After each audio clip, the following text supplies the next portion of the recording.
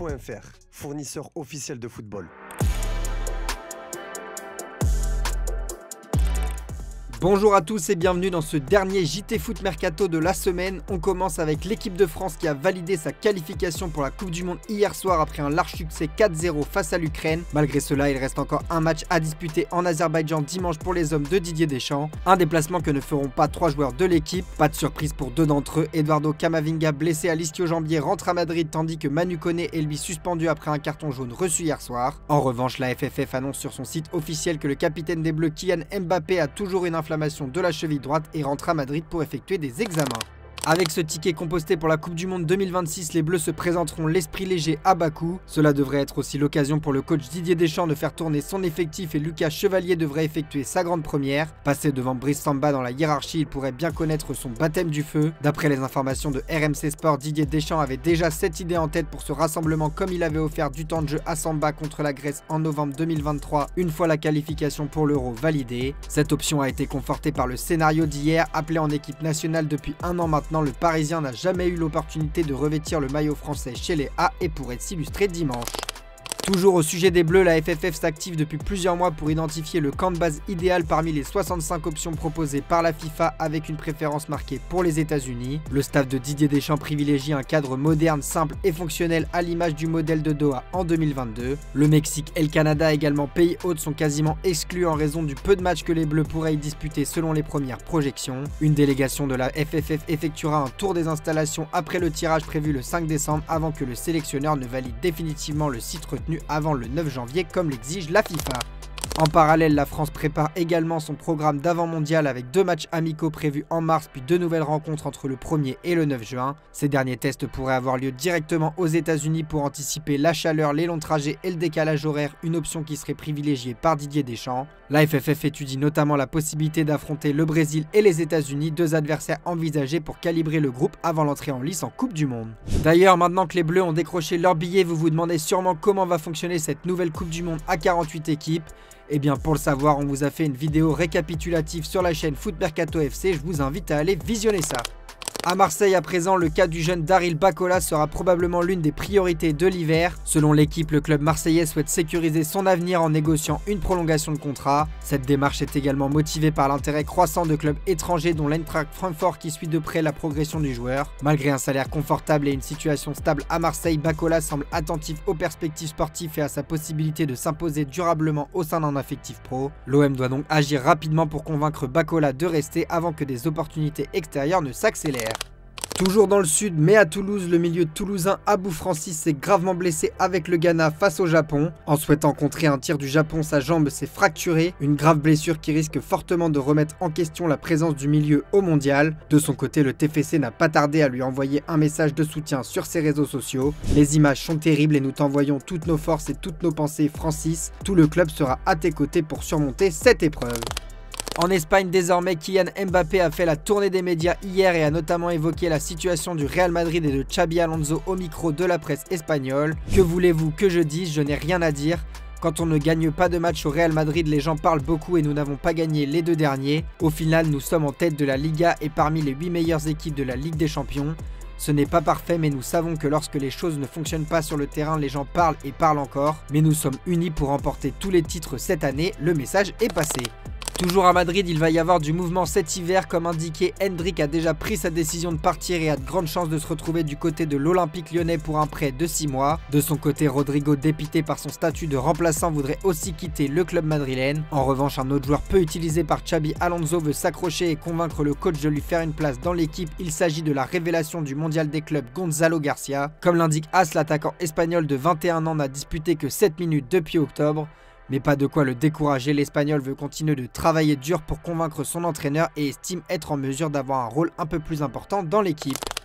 Chez le rival barcelonais, Lamine Yamal est critiqué de toutes parts depuis quelques mois. Peu épargné par les blessures, le numéro 10 du Barça est un peu moins brillant depuis le début de saison. Mais en dehors de cette période de moins bien sur le terrain, le prodige de 18 ans agace également pour les nombreuses polémiques extrasportives dans lesquelles il est impliqué. En Espagne, des voix commencent à s'élever pour le fustiger après son départ inattendu de la sélection espagnole sur ce rassemblement. C'est notamment le cas d'un journaliste espagnol, Isaac Futo du média El Demarque, qui a tout simplement demandé à Luis de la Fuente de ne pas convoquer convoquer sa pépite pour le mondial 2026. Je ne l'emmènerai pas à la Coupe du Monde, ce qu'il fait est une faute de loyauté totale envers l'Espagne, et ce n'est pas le seul à mettre en garde l'Espagnol. L'ancien coach de l'OM et de la Roja, Javier Clemente, a lancé un avertissement aux Catalans dans l'émission Quetis Rugues de la Cadena Ser. En tant que joueur, il est très bon, mais le problème est qu'il ne se comporte pas correctement dans sa vie personnelle. En tant que sportif, il ne fera pas long feu. C'est évident, il ne sera pas aussi spectaculaire que ce que nous avons vu jusqu'à présent. Des combats de coq, je n'ai jamais vu cela et je ne le vivrai jamais car j'ai une autre conception de la manière de faire les choses. Ce qui est sûr, c'est qu'il faut aborder cela d'une manière différente. Le Barça ne doit pas s'opposer à la fédération et la fédération ne doit pas en faire de même avec le Barça. Voilà qui a le mérite d'être clair. Eux, en revanche, ne disputeront pas la Coupe du Monde. Battu par la République démocratique du Congo, le Cameroun dit au revoir à l'Amérique. Le président de la FECAFOOT, Samuel Eto'o, va devoir s'expliquer après ce revers. Une élimination cruelle évoquée par le sélectionneur Mark Brice en conférence de presse. Ce sont des joueurs professionnels qui jouent dans des grands clubs. Tout le monde est déçu, mais ils doivent revenir tranquillement et mentalement surtout. On va prendre le temps de digérer, mais on sera motivé pour préparer la CAN. Je ne pense pas que cela soit une excuse pour ne pas jouer une bonne CAN.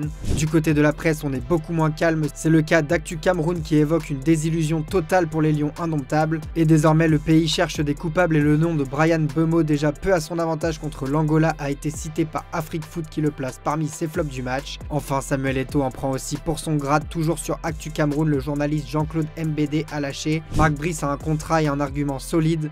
La cause de cet échec est le schizophrène de la FECAFOOT. C'est lui qui doit payer pour cette élimination car il choisit de priver l'entraîneur de son assistant. Dans ce contexte explosif, le Cameroun va vite devoir relever la tête et préparer la Coupe d'Afrique des Nations qui arrive dans un peu moins d'un mois.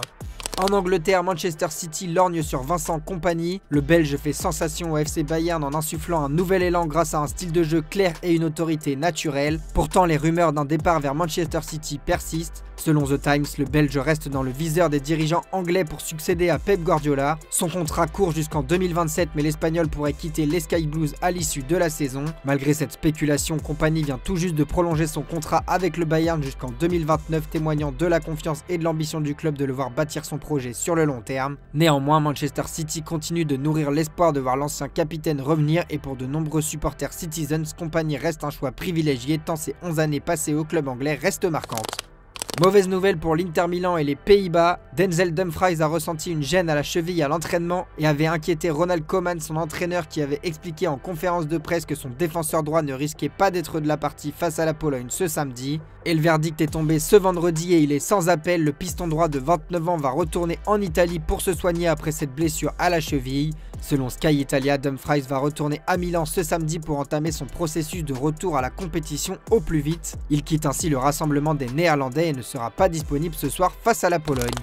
Blanchi après près de 2 ans d'enquête en Angleterre pour des soupçons de paris illicites, Lucas Paqueta s'est longuement confié sur Globo TV et a fait une révélation. Le milieu de West Ham décrit une période d'incertitude totale marquée par l'angoisse et l'impact direct sur sa carrière. L'affaire a éclaté alors qu'il était sur le point de rejoindre Manchester City, un transfert quasiment finalisé avant que la fédération anglaise ne bloque les négociations. Le Brésilien raconte avoir vécu ces mois dans un mélange de frustration et de peur, soutenu uniquement par sa famille et un accompagnement psychologique indispensable. Enfin, il révèle également avoir été tout proche de signer à Flamengo à 2 reprises en discutant notamment avec Filipe Luis. Avec le soulagement apporté par l'acquittement, le numéro 10 de West Ham dit vouloir désormais repartir de zéro, retrouver sa place en sélection et viser la Coupe du Monde 2026. Soulagé mais encore marqué, Paqueta promet de raconter bientôt sa version complète de ces 2 années qui ont failli briser sa carrière.